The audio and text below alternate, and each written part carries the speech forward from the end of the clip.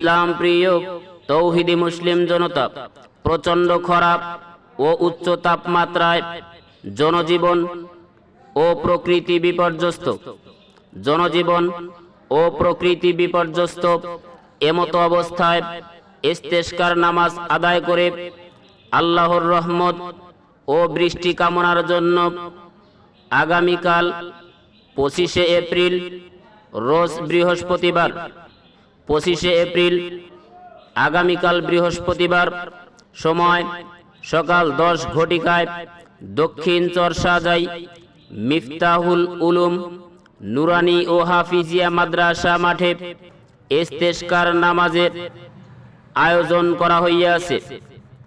উক্ত ইস্তেসকার নামাজে সকল ধর্মপ্রাণ মুমিন মুসলমান ভাইদের উপস্থিতি একান্তভাবে কামনা করছি।